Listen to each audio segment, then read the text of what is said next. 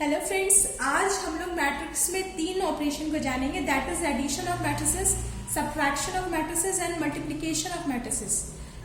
हम तो जानते हैं कि कोई भी दो नंबर को किस तरीके से ऐड करते हैं, सब्ट्रैक्ट करते हैं, मल्टीप्लाई करते हैं।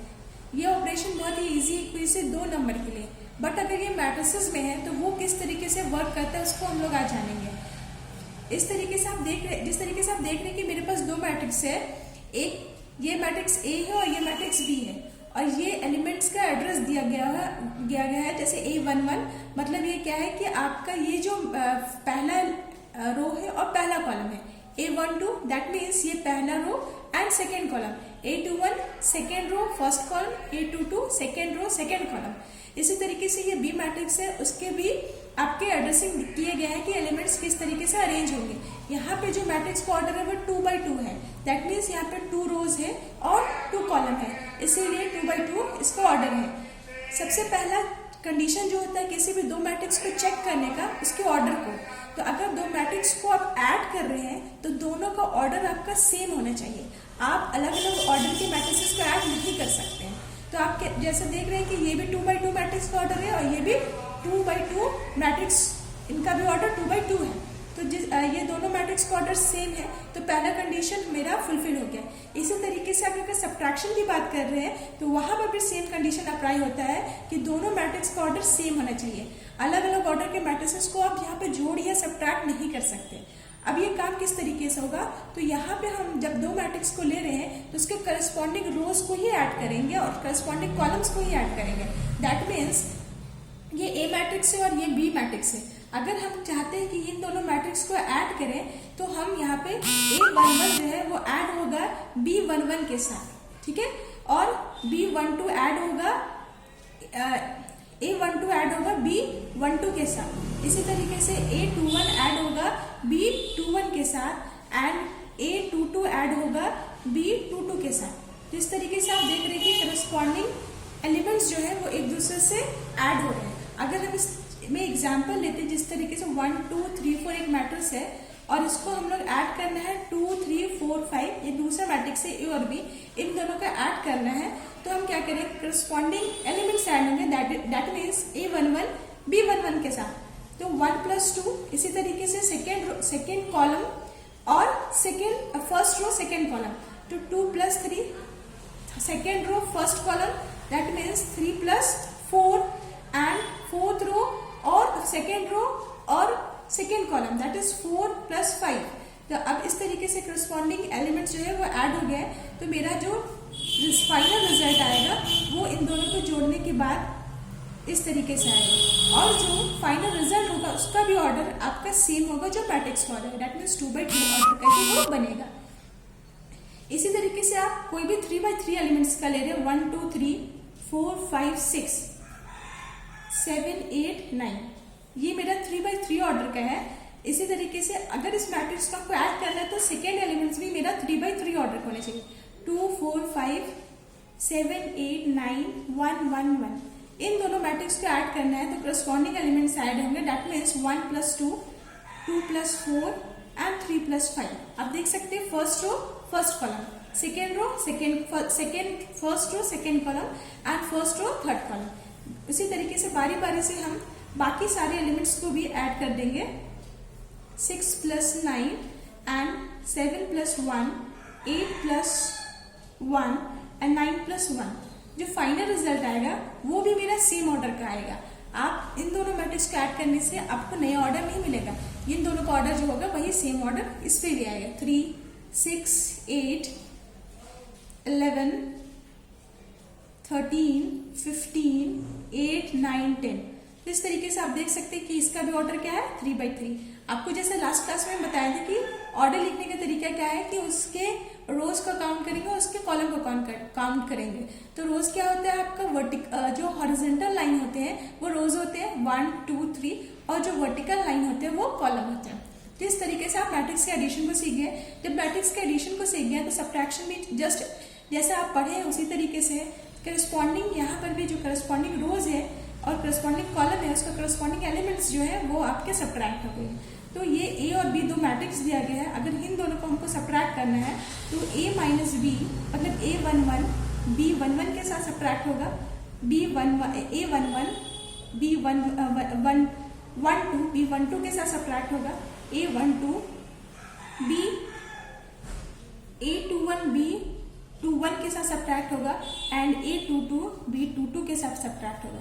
तो इस तरीके से आप देख रहे हैं कोई भी दो एलिमेंट्स ले लीजिए, अगर दो मैट्रिसेस ले रहे हैं 1 2 3 4, एक ए मैट्रिक्स से इसको आपको सब्ट्रैक्ट करना है 3 4 2 7, तो इन दोनों को सब्ट्रैक्ट करेंगे तो करस्पॉन्डिंग एलिमेंट 1 - 3 2 - 4 3 - 2 एंड लास्ट 4 - 7। तो इन दोनों के सब्ट्रैक्शन के बाद जो मैट्रिक्स आएगा -2 -2 1 एंड दैट -3, तो इसका भी ऑर्डर आपका 2/2 ही होगा। अब मैट्रिक्स के मल्टीप्लिकेशन की बात करेंगे। यहाँ पे मल्टीप्लिकेशन थोड़ा अलग है, जो जनरल मल्टीप्लिकेशन करते हैं वहां से एडिशन और सब्ट्रैक्शन जो देखे उससे थोड़ा आपका अलग है। इसको हम लोग किस तरीके से करेंगे, अगर ये दो मैट्रिक्स दिया गया है तो सबसे पहला तरीका है कि इसको ऑर्डर को चेक करना। तो ऑर्डर इसका 2/2 है, इसका भी ऑर्डर 2/2 है। तो इसमें दो चीज चेक होता है, अगर इन दोनों मैट्रिक्स में पॉसिबल, जिस तरीके से हम लोग देख रहे थे कि एडिशन और सब्ट्रैक्शन में दोनों का ऑर्डर सेम होना चाहिए, तो यहाँ पे एक पहला कंडीशन है कि ऑर्डर किस तरीके से चेक करें। इन दोनों मैट्रिक्स को अगर मल्टीप्लाई करना है तो इसका ऑर्डर आपको फर्स्ट जो मैट्रिक्स दिया गया है उसका कॉलम सेकेंड मैट्रिक्स के रो के इक्वल आना चाहिए। तो ये इसका कॉलम है, सेकेंड वाला कॉलम होता है और इसका फर्स्ट वाला रो होता है। तो ये देखिए कि आपका दो ये इक्वल आया, तो ये मैट्रिक्स जो है इसका मल्टीप्लिकेशन पॉसिबल है। अब नेक्स्ट चीज क्या होगा कि जब आप इस मैट्रिक्स को सॉल्व करेंगे तो जो आपका नया मैट्रिक्स, जो रिजल्टेंट मैट्रिक्स आएगा, जो रिजल्ट आएगा उसको ऑर्डर इसके इन दोनों के ऑर्डर के बराबर होगा। दैट मीन्स ये फर्स्ट मैट्रिक्स का रो और सेकेंड मैट्रिक्स का कॉलम के बराबर होगा। जैसे कोई भी दो मैट्रिक्स ले रहे हैं हम 2 3 1 4, ए मैट्रिक्स है, इसको मल्टीप्लाई करना है 1 2 3 4 के साथ। हम इसको किस तरीके से मल्टीप्लाई करेंगे, जिस तरीके से हम देख रहे हैं कि यहाँ पर ये भी 2/2 ऑर्डर का है, ये भी 2/2 ऑर्डर का है, तो ये आपका कॉलम और ये रो इक्वल है, मतलब इस मैट्रिक्स का मल्टीप्लिकेशन पॉसिबल है। अब हमको इसको किस तरीके से मल्टीप्लाई करना है, A11, यहाँ पे कंडीशन चेंज हो जाता है, A11 दैट मीन्स फर्स्ट रो और फर्स्ट कॉलम की तरफ जाएंगे। तो इस तरीके से होगा, इसका फर्स्ट रो ले लेंगे और इसका फर्स्ट कॉलम ले लेंगे। अब हम उसको किस तरीके से करेंगे, इसका फर्स्ट रो को लेना है एंड इसका फर्स्ट कॉलम को लेना है। अब इस नेक्स्ट जो तरीका है उसको किस तरीके से करेंगे, देखिए ये 2 फर्स्ट रो इसके साथ first row and first column, first row first column के साथ मल्टीप्लाई होगा, 2 1 से 2 और इनके बीच में एडिशन के साइन आएगा एंड ये सेकेंड जो कॉलम है वो सेकेंड फर्स्ट रो के सेकेंड कॉलम, ये फर्स्ट रो का ये सेकेंड कॉलम इससे मल्टीप्लाई होगा, तो 3 + 3 9। अब ये आपका निकला A12 के लिए फर्स्ट रो, A12 ये फर्स्ट रो ही रहेगा मगर सेकेंड कॉलम की तरफ जाएंगे। जैसे 2 + 2 4 एंड 3 + 4 12, 3 2 6 एंड 4 3 12। अब जब हम A21 निकालेंगे तो सेकेंड रो मगर first column A21 that mean second row first column, तो 1 + 1 × 1 1 एंड 4 × 3 दैट मीन्स 12। ठीक है, फिर A22 that means second row first second column, 2 1 से 2 एंड 4 4 से 16। तो ये आपका एक कैलकुलेशन है। इसके बाद हम इसको सॉल्व करेंगे, दैट इज 11 16 13 एंड 8। तो ये मेरा फाइनल रिजल्ट आया और इसका ऑर्डर भी आप देख रहे हैं 2/2। इस तरीके से आप किसी और मैट्रिक्स पे ले लीजिए, जैसे हम एक मैट्रिक्स ले रहे हैं 1 2 3 4 5 6, इस मैट्रिक्स का ऑर्डर है 2/3। और एक और मैट्रिक्स हम ले लेते हैं 1 2 3 4 5 6 7 8, ये 7 1 1 ले लेते हैं। ठीक, तो ये मेरा ऑर्डर है, इसका ऑर्डर हम चेक करें, एक मैट्रिक्स इसका ऑर्डर चेक करेंगे तो 1 2 3 that means 3 row and 3 column. तो यहाँ पर देख रहे 3 और ये 3 दैट मीन्स ये दोनों मैट्रिक्स का मल्टीप्लिकेशन पॉसिबल है। अब इसको हम लोग सॉल्व किस तरीके से करेंगे, तो जिस तरीके से हमने बताया था कि फर्स्ट रो और फर्स्ट कॉलम, A11 के लिए फर्स्ट रो फर्स्ट कॉलम, तो 1 × 1 1 2 × 4 that means 8 and 3 into 7 that means 21। ये A11 कंप्लीट हुआ। A12 के लिए 1 मतलब first row and second column 1 into 2 2 plus 2 into 5 10 plus 3 into 1 3 and A13 के लिए फर्स्ट रो तो रहेगा मगर third column 1 into 3 3 plus 3 into 6 12 and 3 1 ज़ा 3। ये हो गया first row and first column complete. अब ये first second row and first column that is 4 into 1 4 plus 5 into 4 20 plus 6 into 7 42 4 2 ज़ा 8 plus second row and second column 5 5 ज़ा 25 plus 6 1 ज़ा 6 and 4 3 ज़ा 12 प्लस 5 6 ज़ा 30 प्लस 6 1 ज़ा 6। तो इस तरीके से ये आपका एक मैट्रिक्स का कैलकुलेशन हुआ। A11 that means first row and first column, A12 मतलब first row and second column, A13 first row and third column, और उसको हम एडिशन के फॉर्म में लिखते हैं। अब इसको सॉल्व करेंगे 8 1 9 10 दैट मीन्स 30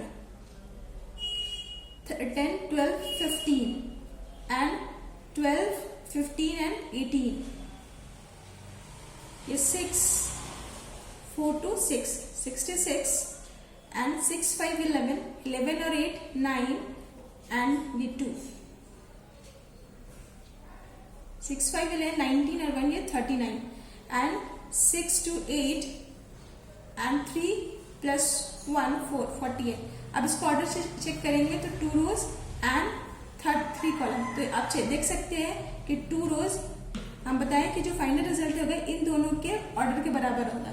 तो 2 रो एंड 3 कॉलम मतलब जो मेरा कैलकुलेशन है वो सही है। तो ये तीनों मैट्रिसेस है। उम्मीद है कि आप लोग को समझ में आएगा। Thank you.